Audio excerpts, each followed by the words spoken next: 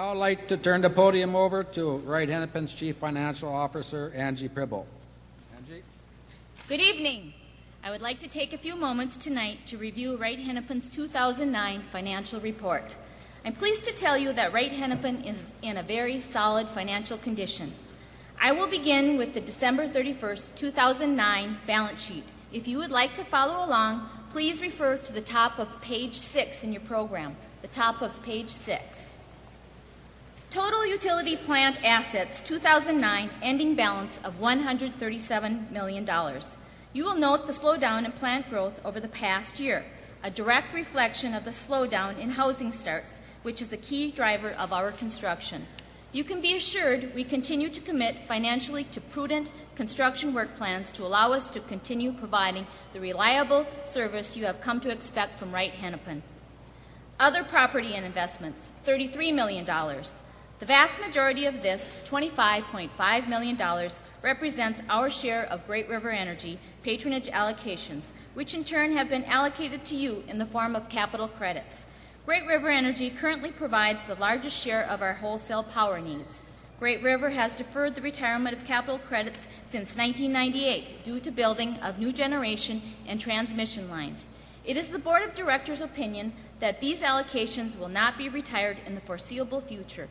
According to the auditor, because these GRE allocations are not marketable securities, a reasonable value cannot be determined. To quote from the audit report, accounting principles generally accepted in the United States require these allocations to be recorded at historical cost rather than fair market value. And that's what you see on this line. Other property investments also includes ownership in our new power supplier, Basin Electric Power Cooperative, plus our lenders, Cooperative Finance Corporation and CoBank. This line also includes the diversified businesses your cooperative owns. Cash and cash equivalents, $5.2 million. We again maintain strong cash levels through 2009, a strong and favorable indicator for your cooperative. In fact, 2009 cash levels from operations were sufficient enough that we were able to delay borrowing into 2010, at which time we will still be able to take advantage of attractive interest rates. Total current assets, $16.5 million. Deferred debits, $2 million. Total assets, December 31st, 2009, the book value of your business, $155,776,620. Members' equity, $64 million. The majority of it is allocated to you, the member. Of the $64 million equity, $26 million is equity allocated to you from annual margins from our power suppliers, Great River Energy and Basin Electric.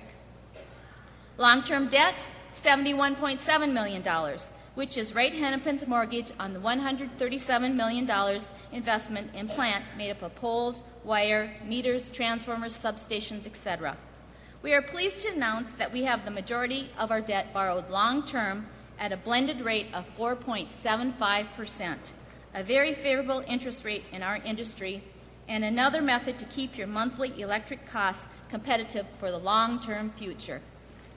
Current liabilities, $17.5 million.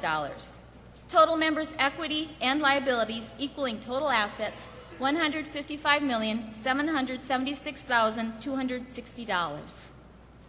Moving on to the 2009 Statement of Operations found on the bottom of page 6 in your program, the bottom of page 6.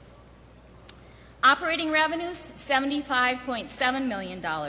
2009 operating revenues are actually less than 2008, primarily due to fewer kilowatt-hour sales. Even so, in the challenging economic year of 2009, we sold over 865 million kilowatt-hours. Cost of power, Wright-Hennepin's single largest cost, 70% of revenues, almost $53 million. Local operating expenses. These are the costs to run our local operation here in Rockford and in the service territory. In 2009, these amounted to $11.4 million, very similar to 2008 and 2007.